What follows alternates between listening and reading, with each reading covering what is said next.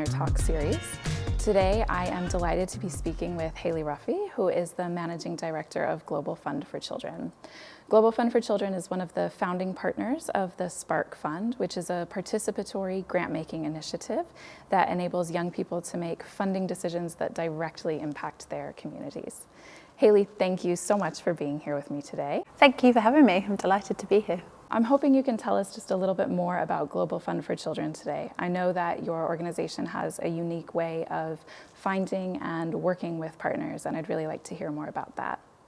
Of course. So Global Fund for Children was founded on a dream to move money to small, nascent organisations, creating local change for children and young people.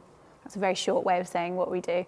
But essentially, it's about moving flexible funding to people who really know and understand their local community and what they need to do to create local systemic change, which means that the change is going to last beyond GFC, and that also we can help them get ready for other funders. We try and pride ourselves on that we find groups that would normally be ignored by other funders or overlooked, or they're just too rural, just in doing work that other funders might not want to fund or deem it too risky.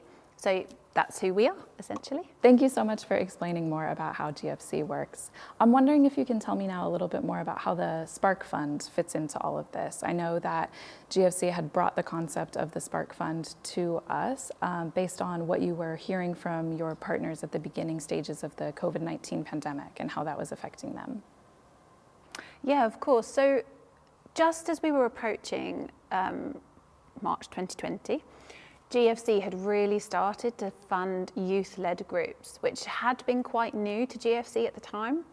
And as we went through, the really, I'd say, quite dark times of the pandemic, and we were hearing from our partners, we were noticing that actually young people were the ones who were actually suffering the most at the hands of the pandemic.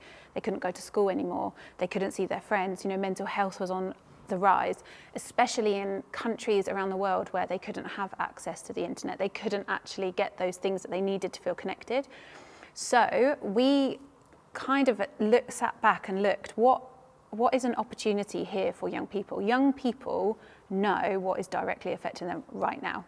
And we believed in that moment that if we moved money to youth-led groups, they would ultimately lead us into a better future. Because let's be honest, the world before the pandemic wasn't great.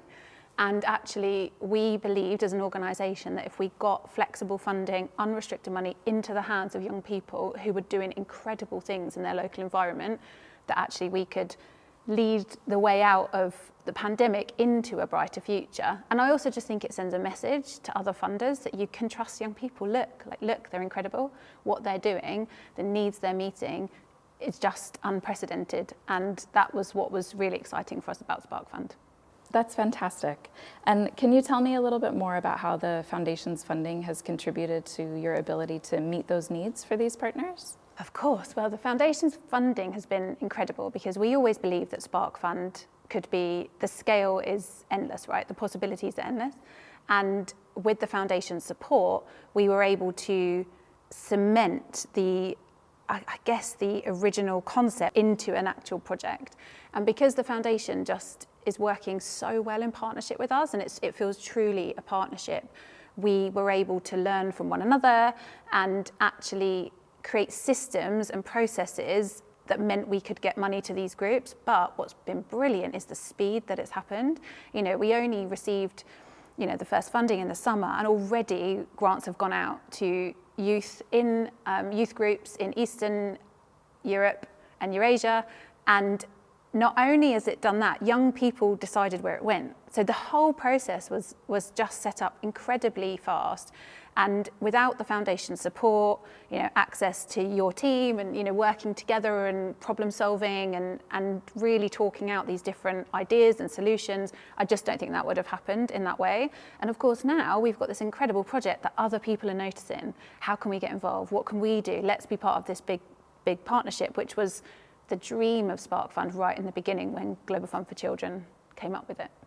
Absolutely. And you know, hearing you say that just gives me such a warm feeling, because I think so much of the reason that we've had such a good experience working together and that our staff has had a good experience working together is because of the values alignment between our two organizations. And so I'm wondering if you would just tell me a little bit about the values at GFC which guide your work and your approach to what you do. Sure. So the very first value that comes to mind is serving partners first. GFC very much has a servant heart, I would say, in the fact that the very first day that the world was starting to shut down in March 2020, you know, a lot of organisations were looking inward. How are we going to survive? How are we going to pay our staff? What are we going to do about us?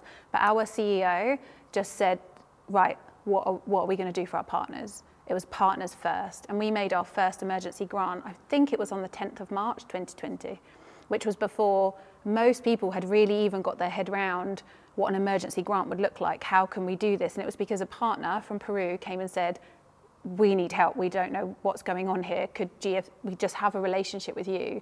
That means you can get that money to us quickly, you know, efficiently, and we knew what they would need for it. Actually, I think they made posters and hand sanitizer and things like that just to inform the local community about what they needed to do in the pandemic.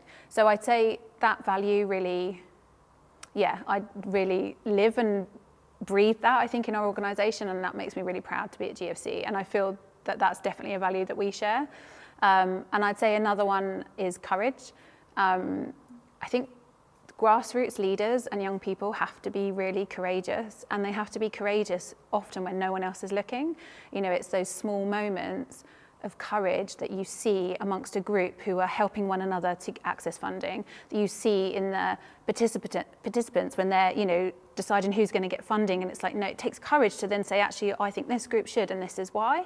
But creating an environment where people can honour their courage and be courageous, I think is really beautiful. And again, I think that's something that we share very much with the foundation, because it takes courage to do things differently. And Spark is definitely different.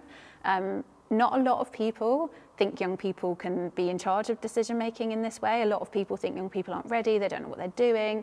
So actually to work with a foundation that shares those values with us is pretty special, I think.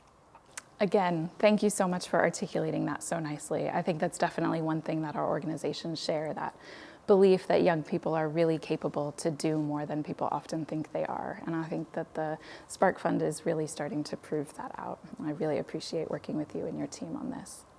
If you would like to learn more about the Spark Fund or about Global Fund for Children, you can find links to both of those at our website. Thank you so much.